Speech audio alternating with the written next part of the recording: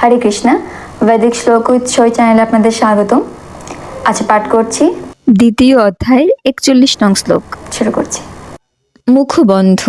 ওং অজ্ঞানতিমিরন্ধস্য জ্ঞানাঞ্জনশলাকয়া চক্ষুরুন্মিলিतं येन তস্मै শ্রীগুরুবে নমঃ।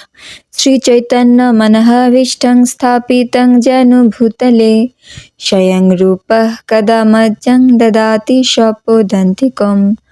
বন্দেহং শ্রীগুরুঃ শ্রীযুতপদকমलं শ্রীগুরুन् বৈষ্ণবাংশ্চ শ্রীরূপং সাগ্রজাतं সহগণ রঘুনাথান্বিतं तं সজীবं সাদ্বৈतं সাবধূतं পরিজনসহিतं কৃষ্ণচৈতন্যদেবং শ্রীরাধাকৃষ্ণপাদান সহগণ ললিতা শ্রীবিশাখান্বিতাংশ্চ।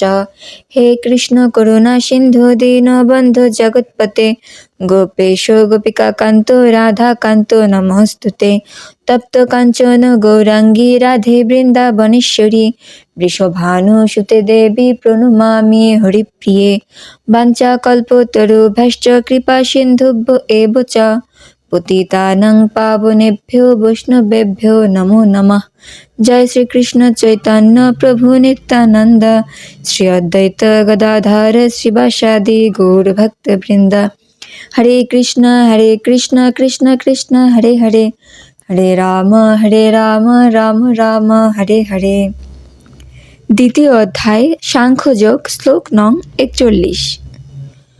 ব্যবসায়াত্মিকা বুদ্ধিরেকেহ কুরু নন্দন বহু শাখাহনন্তশ্চ বুদ্ধয়োঃ ব্যবসায়িনাম। শব্দের অর্থ: ব্যবসায়াত্মিকা, নিশ্চয়াত্মিকা কৃষ্ণ ভক্তি, বুদ্ধি বুদ্ধি একা একটি মাত্র, ইহ এই জগতে, কুরুনন্দন হে কুরুবংশীয়, বহু শাখা বহু শাখায় বিভক্ত, হি যেহেতু, অনন্তা অনন্ত, চ এবং, বুদ্ধয় বুদ্ধি, অব্যবসায়িনাম কৃষ্ণ ভক্তিবিহীন ব্যক্তিদের।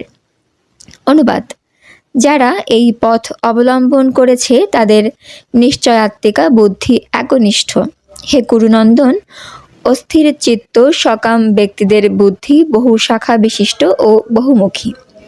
তাৎপর্য: কৃষ্ণ ভাবনাময় ভক্ত নিঃসংকোচিত্তে বিশ্বাস করেন যে ভক্তি সহকারে ভগবানের সেবা করলে ভগবান তাকে এই জড়জগতের বন্ধন মুক্ত করে ভগবত ধামে তার নিজের কাছে নিয়ে যাবেন।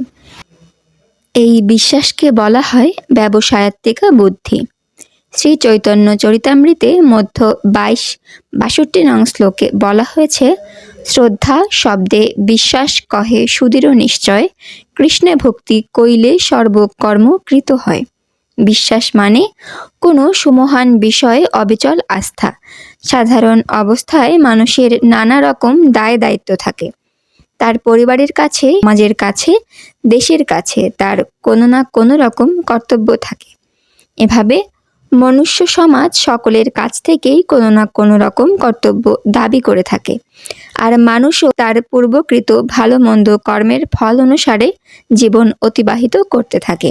কিন্তু যখন মানুষ ভগবত সেবায় নিজেকে উৎসর্গ করে, তখন আর তাকে সৎ কর্ম করে শুভ ফল লাভের প্রত্যাশী হতে হয় না, অথবা অসৎ কর্ম করে তার অশুভ ফল ভোগ করার ভয়ে ভীত হতে হয় না। কারণ ভগবত সেবা হচ্ছে অপ্রাকৃত কর্ম। ভালো মন্দ, শুভ অশুভ এইসব দ্বন্দ্বের অতীত। ভক্তিযোগের সর্বোচ্চ স্তরে উপনীত হলে জড়জগতের সঙ্গে আর কোনো সম্পর্ক থাকে না। একেই বলে বৈরাগ্য। ভক্তির বিকাশ হতে থাকলে ভগবানের কৃপার ফলেই একসময় এই স্তরে উপনীত হওয়া যায়। কৃষ্ণ ভাবনায় কোনো ব্যক্তির নিশ্চয়াত্মিকা কৃষ্ণ ভক্তির ভিত্তি হচ্ছে জ্ঞান। পরম তত্ত্বজ্ঞান উপলব্ধি করার পরে ভক্ত ভগবানের চরণে নিজেকে সমর্পণ করেন। বাসুদেব সর্বমিতি স মহাত্মা সুদুর্লভ। একজন কৃষ্ণ ভাবনাময় ব্যক্তি দুর্লভ এবং তিনি জ্ঞানের মাধ্যমে বুঝতে পারেন বাসুদেব বা শ্রীকৃষ্ণই হচ্ছেন কারণের মূল, কারণ তিনি হচ্ছেন সমস্ত কিছুর উৎস। গাছের গোড়ায় জল দিলে যেমন সারা গাছকেই জল দেওয়া হয়, তেমনি সব কিছুর উৎস ভগবান করলে আত্মীয় স্বজন, বন্ধু বান্ধব, সমাজ, জাতি আদি সকলেরই সেবা করা হয়। ভগবান শ্রীকৃষ্ণ যদি তুষ্ট হন তাহলে সকলেই তুষ্ট হবেন। সদ্গুরুর সুদক্ষ তত্ত্বাবধানে এবং তার নির্দেশ অনুসারে ভক্তিযোগের অনুশীলন করাই হচ্ছে মানব জীবনের পরম কর্তব্যকর্ম। সদ্গুরু হচ্ছেন ভগবান শ্রীকৃষ্ণের সুযোগ্য প্রতিনিধি। তিনি তার শিষ্যের মনোভাব বুঝতে পারেন এবং সেই ওনাকে ভগবানের সেবায় নিয়োজিত করেন। তাই সুষ্ঠুভাবে ভক্তিযোগ সাধন করতে হলে ভগবানের প্রতিনিধি গুরুদেবের নির্দেশ শিরোধার্য করে এবং তার আদেশকে জীবনের একমাত্র কর্তব্য বলে মনে করে তা পালন করতে হবে। শ্রীল বিশ্বনাথ চক্রবর্তী ঠাকুর শ্রী গুরুবষ্টকে বলেছেন, যস্য প্রসাদাৎ ভগবৎ প্রসাদ যস্য প্রসাদান্ন গতিকুত হপি ধ্যায়স্তবংস্তস্য রাসশ্রী সন্ধং বন্দে গুরু শ্রী চরণার বিন্দ। গুরুদেব সন্তুষ্ট হলে ভগবান সন্তুষ্ট হন এবং গুরুদেবকে সন্তুষ্ট না করতে পারলে কখনোই ভগবত ভক্তি লাভ করা যায় না। তাই ত্রিসন্ধ্য আমি আমার পরমারাধ্য গুরুদেবের কীর্তিসমূহ ধ্যান করি, স্তব করি, তার শ্রী চরণারবিন্দের বন্দনা করি। দেহাত্মবুদ্ধি পরিত্যাগ করে আত্মতত্ত্বজ্ঞান লাভ করার ফলে ভক্তের হৃদয়ে ভগবত ভক্তির উন্মেষ হয় এবং তখন তিনি সর্বান্তঃকরণে ভগবানের সেবায় ব্রতী হন। এই আত্মতত্ত্বজ্ঞান জানলে কেবল শুদ্ধ ভগবত ভক্ত হওয়া যায় না, পূর্ণরূপে তার উপলব্ধি এবং আচরণ করার মাধ্যমে কেবল শুদ্ধ ভগবত ভক্তির বিকাশ হয়। যে মানুষের মন চঞ্চল ও বুদ্ধি অপরিণত তার পক্ষে ভগবত ভক্তি সাধন করা সম্ভব নয়, কারণ সে সকাম কর্মের দ্বারা অতিমাত্রায় প্রভাবিত থাকার ফলে সম্পূর্ণ নিষ্কাম ভগবত ভক্তির মর্ম উপলব্ধি করতে পারে না। হরে কৃষ্ণ। পাঠ করলাম দ্বিতীয় অধ্যায় সাংখ্যযোগ, শ্লোক নং 41। পরবর্তী শ্লোক নিয়ে আবার উপস্থিত হব। আজ এ পর্যন্তই। হরে কৃষ্ণ।